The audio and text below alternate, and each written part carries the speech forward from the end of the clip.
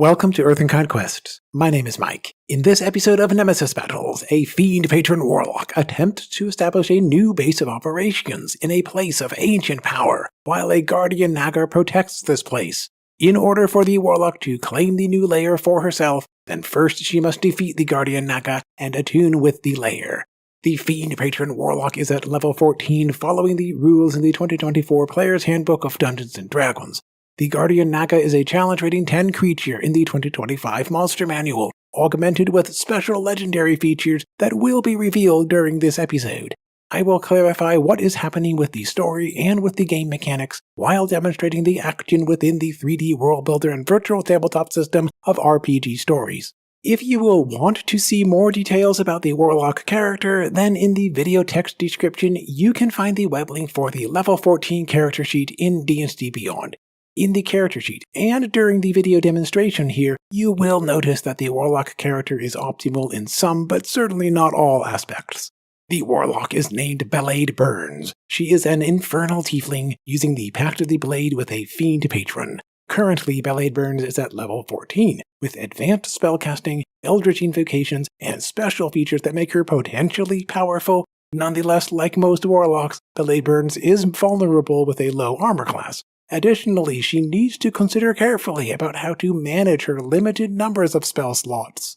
The Warlock Blade Burns has become the emissary of her Archfiend Patron. While trapped within the fiery domain of the Archfiend, Blade Burns fought and won in an arena-style combat against two of her former allies who were trapped in here with her. As promised, the Archfiend is releasing the Warlock from this hellish imprisonment to be sent back into the mortal realm. In her new role as the emissary of the Fiend, the Warlock will lead a group of hellbound warriors to bring fear and dread into the mortal world, starting with an attack at the Spellsword Academy. An attack at the Academy will weaken the group of heroes who otherwise could stand in the way. Moreover, a successful strike at the Spellsword Academy will serve as a symbol for everyone to recognize that a new powerful force has come into the world. This outcome in the mortal world will strengthen the power of the Fiend within the Fiend's domain. Before launching the assault, though, Blade Burns prefers to invest in preparations. She wants to establish a new layer or base of operations of her own, where she can gather various resources for herself, possibly recruit new reliable allies, and develop the tactics and strategies that will be most effective for her. Otherwise, the Fiend's hellbound warriors could be effective for one battle at the Spellsword Academy, but this approach alone is not guaranteed for success. Moreover, when relying only on what the Archfiend can provide, then the Warlock will become vulnerable without a way to sustain herself. The Archfiend urges for the Warlock to attend to these matters quickly and then to concentrate on her mission as the emissary of the Fiend. Whenever the Warlock will attack the Spellsword Academy, then the Fiend will supply the group of hellbound warriors for this purpose. Otherwise, Blade Burns can act with her own free will, but without this extra hellish support. Starting with identifying a new lair, Blade Burns knows a place of ancient ruins, rumored to hold magical powers that could be ideal for the Warlock's new base of operations. This place has been abandoned for centuries and guarded by a protective creature. If the Warlock can defeat the magical guardian here, then she will learn the secrets of this place and become the new proprietor. As a precaution, the Warlock uses a bonus action to cast Armor of Agathis, shielding herself within a field of cold energy. Using the automatic upcasting of the Warlock's Pact magic with a 5th level spell slot, the Warlock gains 25 temporary hit points. For as long as she will retain at least one temporary hit point, then anyone hitting her with a melee attack automatically will suffer 25 points of cold damage. The stonework remnants hint at an original setting of a grand and splendid design, now lost through decay and obscured by the growth of a bizarre biomass of unknown origin. Blade Burns moves closer to the ruins. She can see that the patches of biomass resemble a sticky ichor. The Warlock tests what happens when she tosses a stone over the biomass. It lands at the other side without causing any reaction. Now she tests what happens when she tosses a stone into the biomass. The stone instantly becomes stuck inside there. In terms of the game mechanics, these areas of biomass are the same as webs, listed as a hazard in the 2024 Dungeon Master's Guide. These areas are treated as difficult terrain, requiring 2 feet for every 1 foot of movement. Whenever a creature enters into such an area or starts its turn inside there, then it needs to make a dexterity saving throw or else become restrained. Other rules apply for attempting to break out from the restraint or to destroy one of these areas. I will clarify these parts whenever they might become relevant. With the test of tossing a stone into the biomass, a slight motion ripples through the surrounding connected areas of the biomass.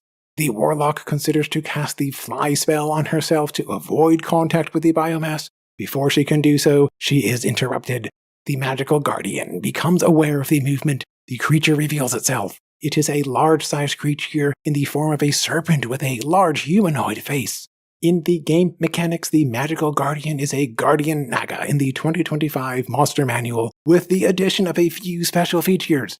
While revealing itself right now, the Guardian Naga moves forward and passes through the biomass, unhindered, avoiding the effects of the difficult terrain and immune to the restrained condition. The Guardian Naga declares that it is bound by a celestial vow to attack anyone who enters here except for the attuned owner of the lair. The Guardian Naga must obey all of the commands of the attuned person, but nobody has been attuned to this place for a long time. If the Warlock can defeat the Naga and attune with the lair, then she can control the lair and the Guardian Naga along with it. Combat begins. The two participants roll for initiative. The Warlock rolls 14. The Guardian Naga rolls 6. The Warlock will act first, followed by the Guardian Naga. The Naga can act outside its turn, using 3 legendary actions. After another creature ends its turn, then the Guardian Naga can use one of its legendary actions. Whenever those legendary actions will occur, then I will guide through the details. The Guardian Naga gains 3 legendary resistances. Up to 3 times per day, the Naga can fail a saving throw and decide to succeed instead. In addition to the usual spellcasting of a Guardian Naga, this protective creature can cast 2 other spells, each once per day. One is the Shield spell, the other is Dispel Magic as the 6th level version.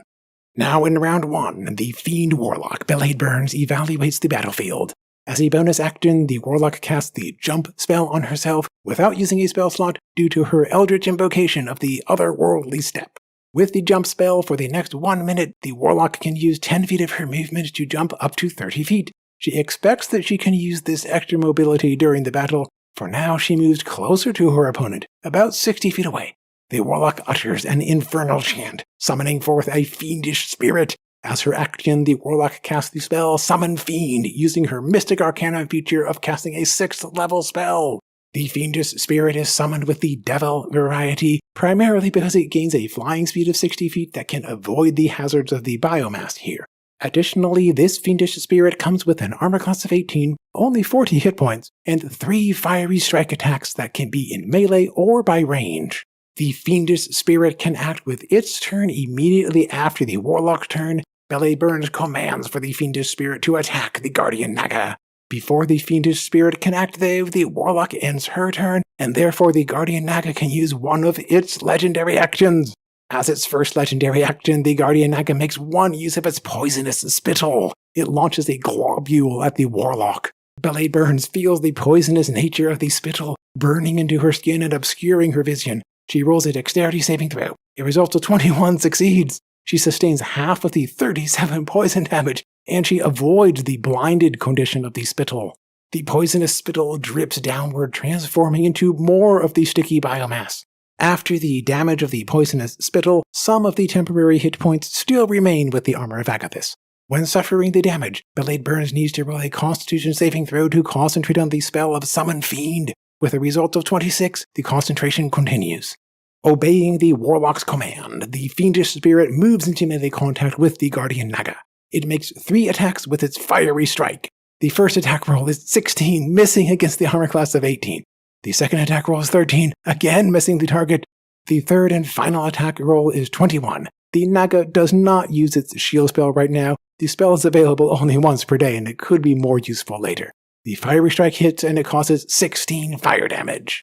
After the fiendish spirit ends its turn, then the Guardian Naga can use another legendary action. In this particular situation, the Guardian Naga chooses the legendary action of using its spell casting. The Guardian Naga casts its extra expanded feature spell of Dispel Magic in the 6th level version, targeting the summoned magical force of the fiendish spirit. The fiendish spirit automatically is dispelled. It vanishes. The Guardian Naga can use this particular legendary action of spellcasting only once, and then it cannot use this option again until its next turn. However, its next turn starts right now. The Guardian Naga moves forward. With its maximum movement of 40 feet, it is unhindered by the sticky biomass. The Naga is about 20 feet away from the Warlock, outside the 10-foot reach of the Naga's devastating bite attacks. In this case, the Guardian Naga uses its poisonous spittle again, launching 2 globules at the Warlock. Belly Burns rolls a dexterity saving throw to avoid half of the poison damage and to avoid the blinded condition of the spittle. The Fiend Warlock rolls 14 and adds another 1d10 of her Dark One's luck feature, bringing the total up to 21 for a successful saving throw. The Warlock suffers half of the 38 poison damage, and she avoids the blinded condition. The temporary hit points now are depleted from the Armor of Agathis spell. The Warlock starts to lose some of her own hit points. As a reaction to the incoming damage, Belly Burns casts Hellish Rebuke without using a spell slot, instead using her Infernal Tiefling spellcasting. The Flames of Retribution produce 12 fire damage. The Guardian Naga rolls a dexterity saving throw. With a result of 27, the Naga reduces the damage by half. The Guardian Naga releases its second globule of the poisonous spittle. The Warlock rolls another dexterity saving throw. A result of 18 is enough to succeed. The Warlock suffers half of the 29 poison damage, and she is not blinded by the poisonous spittle. The poisonous spittle drips onto the stonework floor where it blends into the sticky biomass. In round 2, the Fiend Warlock Belly Burns starts her turn with 75 of her 101 hit points. The protective shield of the Armor of Agathis has been depleted. The summoned fiendish spirit has been dispelled. The Warlock is standing in the sticky biomass, so she must roll a dexterity saving throw to avoid becoming restrained. Result of 19 succeeds.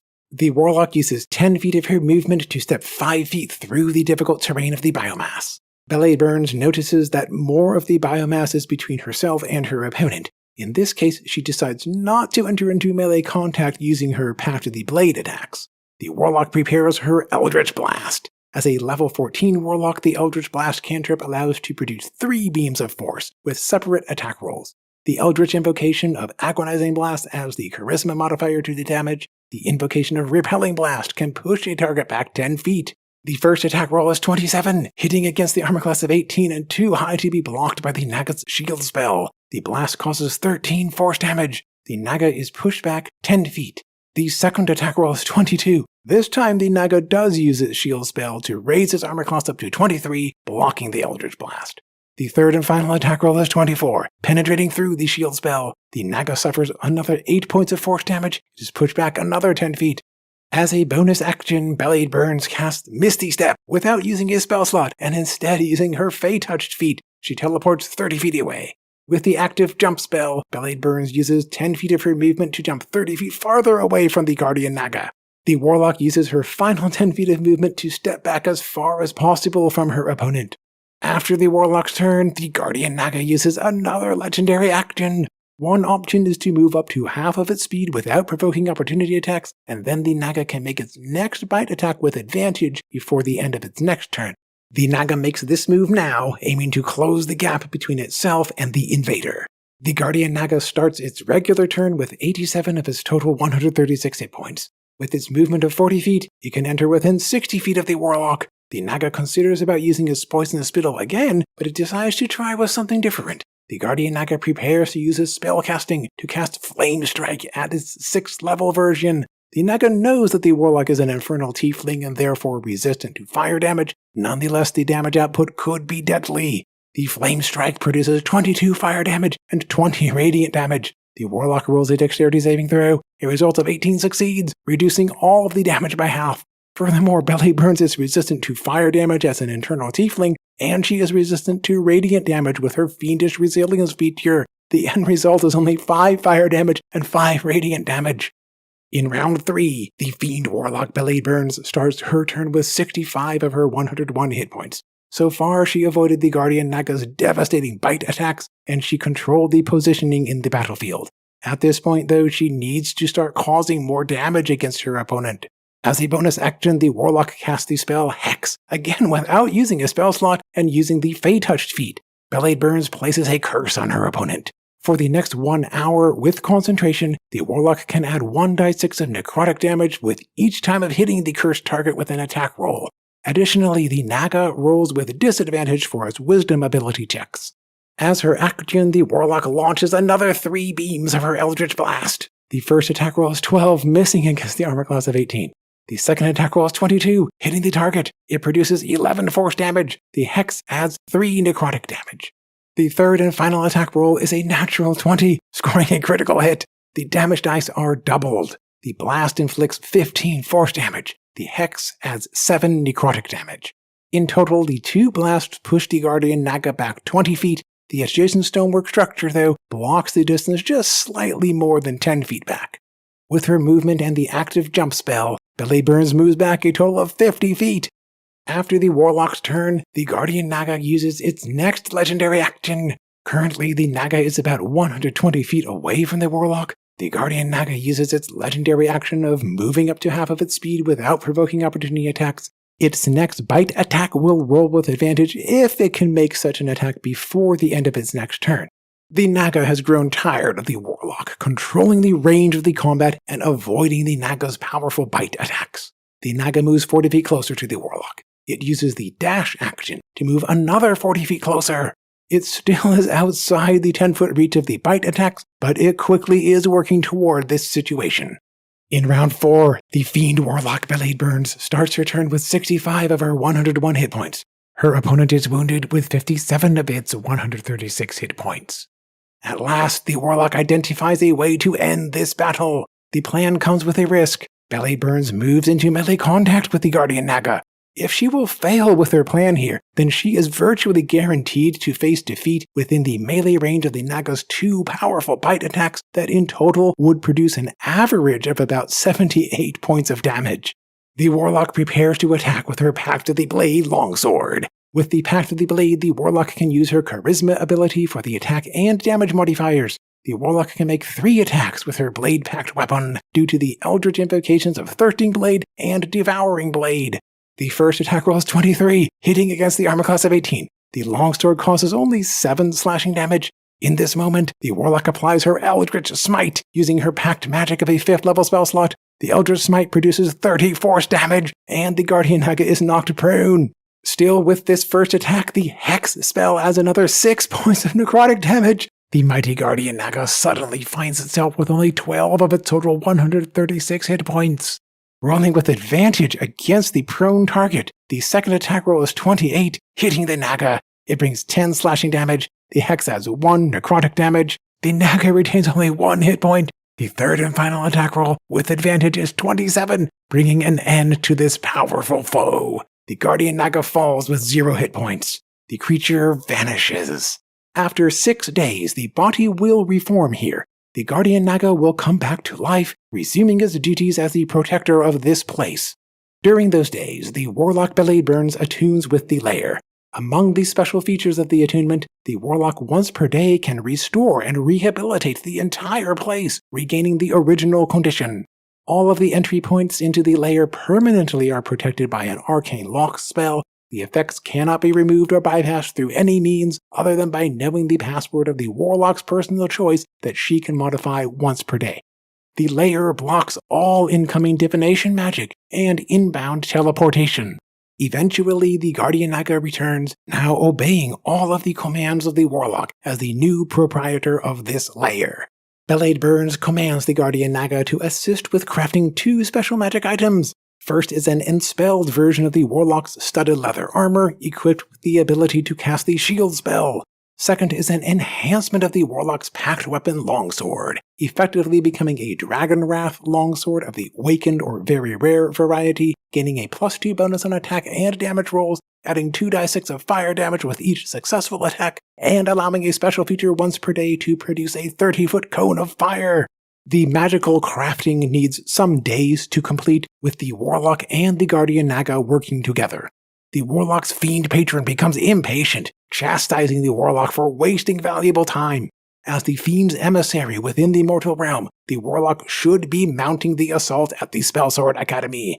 Belay Burns insists that she is working toward this goal. According to her contract with the Fiend, the Warlock can exercise her free will in whatever manner that she may choose, as long as her goal remains consistent with her assignment as the emissary of the Fiend. In the Warlock's honest opinion, her new base of operations is enabling a set of important preparations toward an assault at the Spellsword Academy. Her next preparation will involve infiltrating into the farming communities that support the Academy, where the Warlock will plant the seeds of disinformation and dissent, working against the Spellsword Academy and possibly recruiting new allies. The Archfiend expresses supreme disappointment with the Warlock's plan of action. Nonetheless, within the boundaries of the Fiendish contract, the Fiend cannot intervene at this time. The Warlock Belay Burns advances up to level 15. She makes a few choices about her spellcasting and about her Eldritch invocations. In the video text description here, you can see the web link for accessing a preview of the level 15 character sheet in D&D Beyond. Our story will continue with Nemesis Battles. For now, in the comments section, please share your ideas and suggestions about what could have happened differently and what could happen next. As always, thank you for watching. I will see you in the next video.